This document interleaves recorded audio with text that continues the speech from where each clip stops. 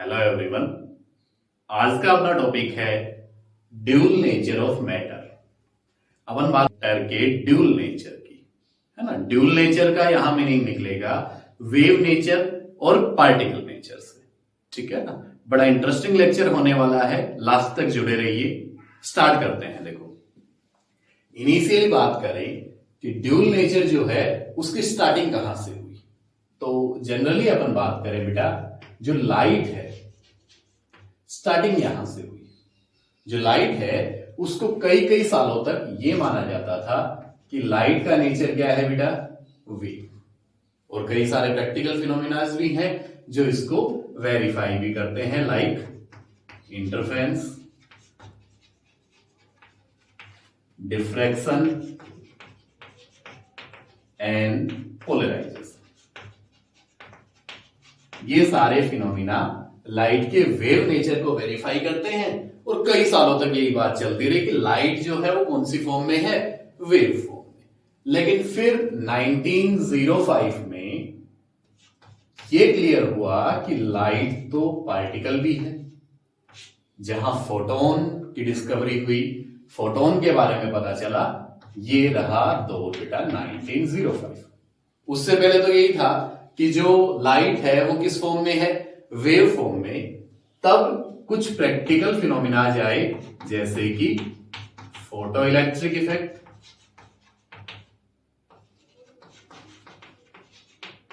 एक और है Compton effect,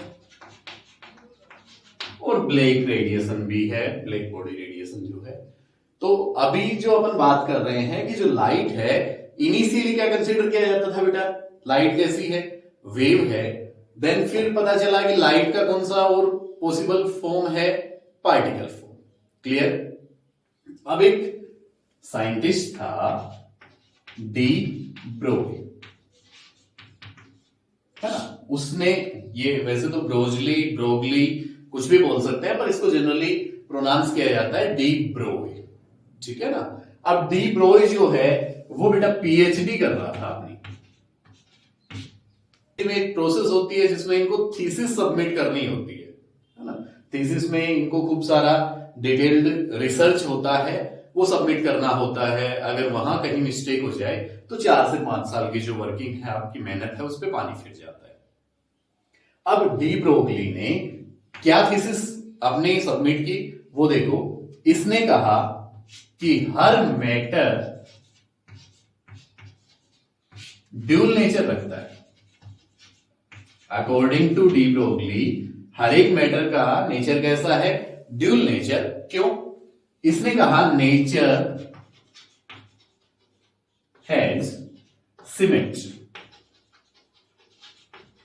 nature has symmetry.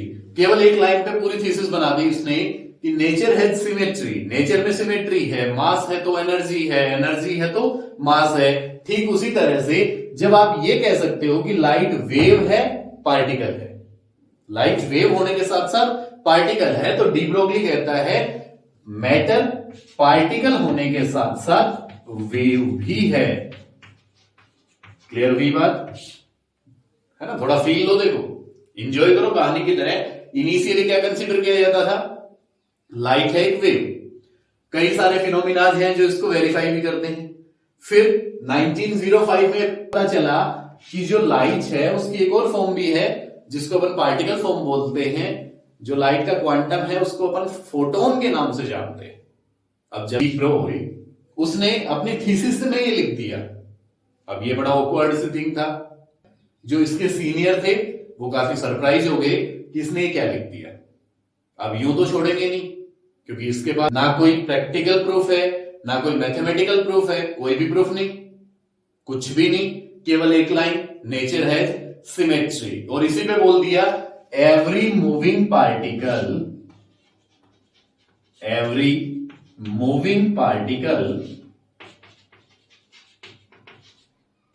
Has associated a wave with it। बिना किसी प्रैक्टिकल प्रूफ के एक थीसिस दे दी कि हर एक मूविंग पार्टिकल जो है वो कैसे होने वाला है बेटा, वेव एसोसिएट करने वाला है अपने साथ। अब इतना इजीली तो माना भी नहीं जाएगा, ऐसा तो है नहीं कि डी ब्रोई ने कह दिया और मान लिया। तो हुआ क्या, उसके बाद आइंस्टीन को बुलाया गया, है ना। आइंस्टीन को अप्रोच किया गया कि ये जो बच्चा है इसने ये क्या लिख दिया। जो डी ब्रोई उस दौरान जो थीसिस कर रहा था, स्टूडेंट ही था, कि इसने ये क्या लिख दिया, ऐसा तो कुछ अपन जानते ही नहीं, ऐसी वाली कौन सी वेव है, ऐसी वेव तो आज तक अपन ने पढ़ी ही नहीं।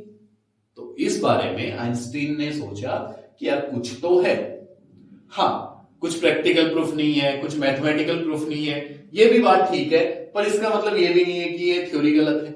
और इसी हाइपोथेसिस को बाद में प्रूव करने वाले कौन थे, डेविसन और जर्मर। प्रैक्टिकल प्रूव किसने किया बेटा इसका, डेविसन और जर्मर ने। यहां तक देखो क्लियर हुई क्या बात। चलिए अब डी ब्रोई हाइपोथेसिस को आगे बढ़ाते हैं। इसको मैं ये बोल सकता हूं बेटा, ये काफी बोल्ड हाइपोथेसिस थी, है ना। बोल्ड तो होनी है, कुछ प्रैक्टिकल प्रूफ नहीं, कुछ और नहीं, तो बंदा काफी डेयरिंग थीसिस में लिख दिया उसने कि nature has symmetry, that's why every moving particle has associate A wave with it, है ना। तो काफी डेयरिंग था बंदा। चलिए आगे बढ़ते हैं। According to de Broglie, the wavelength of moving particle denoted by lambda is equals h upon p। De Broglie ने स्टेट किया कि जो लैम्डा is the wavelength of wave, उस वेव का नाम भी अब यहां रख दिया गया मैटर वेव। जो नई वाली वेव अपन ने पढ़ी, उस वेव का नेम क्या रख दिया गया बेटा, मैटर वेव। तो ये जो लैम्डा है ये मैटर वेव का वेवलेंथ है। लैम्डा यहां क्या रहने वाला है बेटा, वेवलेंथ। एंड बात करें बेटा p की, तो p is the momentum. p क्या है बेटा, मोमेंटम। और मोमेंटम होता है बेटा पार्टिकल का। मोमेंटम वेव का नहीं होता, मोमेंटम होता है पार्टिकल का। अब ये मोमेंटम है पार्टिकल का, वेवलेंथ होती है वेव की। तो एक तरह से मैं बोलूं ना, तो ये रिलेशन है कहीं ना कहीं पार्टिकल और वेव का। कहीं ना कहीं ये रिलेशन किसको शो कर रहा है बेटा, क्या शो कर रहा है, वेव और पार्टिकल आपस में रिलेट कर रहे हैं। तो यहां पे मोमेंटम जो है उसको अपन लिखेंगे p is equals mv।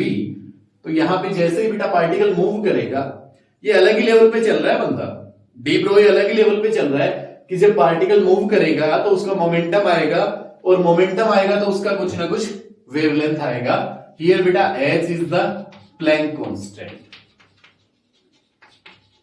And Planck constant की वैल्यू होती है 6.62 into 10 to the power -34 joule second. Okay, अब ऐसे तो छोड़ेंगे नहीं इसको, ऐसा तो है नहीं कि डी ब्रोई कह देगा और मान लेंगे सारे, ऐसा तो है नहीं। तो डी ब्रोई से खूब सारे क्वेश्चंस हुए कि तू ये बता कि तू कह रहा है हर मैटर एक वेव है, हर एक मूविंग मैटर क्या है, एक वेव। लाइक मैं भी हो सकता हूं, आप भी हो सकते हो, कैमरा भी हो सकता है, ये चौक भी हो सकती है, कुछ भी जो हर एक मूविंग मटेरियल है, हर एक मूविंग मैटर है, वो वेव है अकॉर्डिंग टू डी ब्रोई।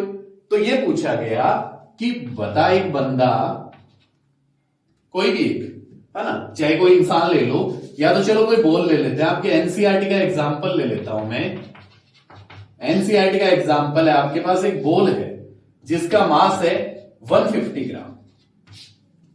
एक बॉल है जिसका मास है 150 ग्राम और ये मूव कर रही है विद वेलोसिटी ऑफ 30 मीटर पर सेकेंड।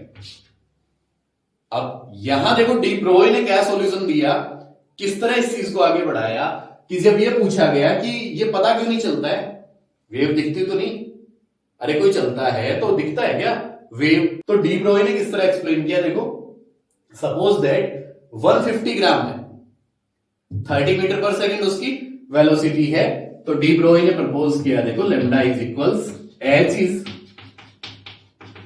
एन m क्या है बेटा 150 ग्राम, इसको कन्वर्ट कर लेते हैं अपन केजी में, इंटू 10 टू द पावर -3 आ गया, और वेलोसिटी क्या है बेटा 30 मीटर पर सेकेंड। ओके, इसको सोल्व करेंगे। जैसे इसको सोल्व करते हैं बेटा, तो इसका जो आंसर है वो आ जाएगा आपका 1.43 या 34 approximate into 10 to the power -34 metre में ये आंसर आ रहा है बेटा।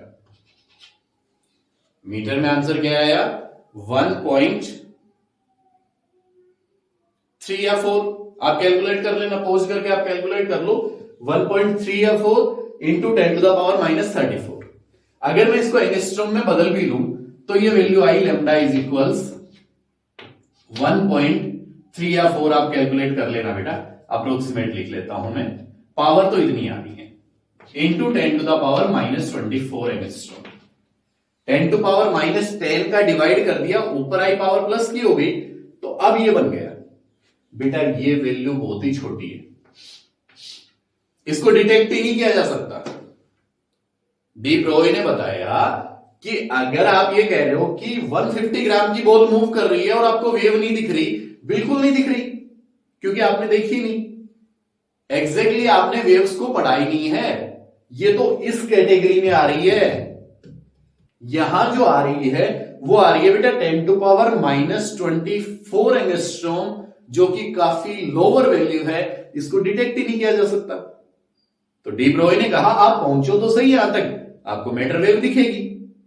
अब सवाल यह है कि जब आपको वेव दिख ही नहीं रही है तो इतना बड़ा पचड़ा करने की जरूरत क्या है? भाई एक तरह से पंगा हो गया ना।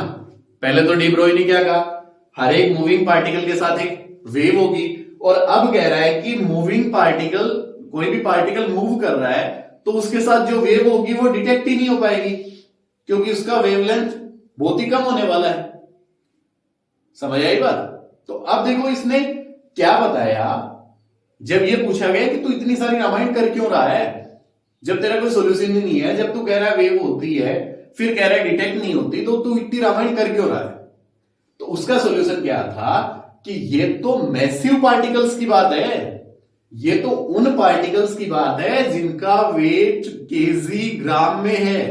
आप उनकी बात करो ना जिनका वेट एएमयू में कैलकुलेट होता है। मींस जो एलिमेंट्री पार्टिकल्स हैं, like electron, proton, neutron, alpha, nucleus, atom, उन सब की बात करो ना। उनका मास बहुत ही कम होने वाला है, उनका वेवलेंथ बहुत ज्यादा आने वाला है, डिटेक्टेबल है। आप इस चीज को छोड़ नहीं सकते, आप नेग्लेक्ट नहीं कर सकते कि किसी भी मैटर के साथ वेव एसोसिएट करती है। चलो मान लिया मैसिव में डिटेक्टेबल नहीं है, पर बेटा एलिमेंट्री में तो होगी ना, छोटे पार्टिकल्स में तो होगी ना। चलिए उसको कैलकुलेट करते हैं इलेक्ट्रॉन की। तो इलेक्ट्रॉन के लिए अगर मैं ये वाला फॉर्मूला यूज करूं तो लैम्डा इज इक्वल्स बेटा H upon mv, P is the mv। चलिए पुट करता हूं, lambda is equals 6.62 into 10 to the power -34 upon 9.1 into 10 to the power -31 into velocity, कुछ भी अपन कंसीडर कर लेते हैं, जैसे मैं अभी के लिए 10 टू पावर 6, जो कि एनसीईआरटी का ही एग्जांपल है। एनसीईआरटी में गिवन है बेटा इलेक्ट्रॉन की स्पीड इतनी दे रखी है, अपन ने एक एग्जांपल है वही ले लेता हूं मैं, 10 टू पावर 6 ले लेता हूं मैं। ओके चलिए सोल्व करिए इसको फटाफट, वीडियो पॉज करके सोल्व करो। हो गया, लैम्डा आ जाना है, वैल्यू आप कैलकुलेट कर लेना, इंटू 10 टू द पावर -10।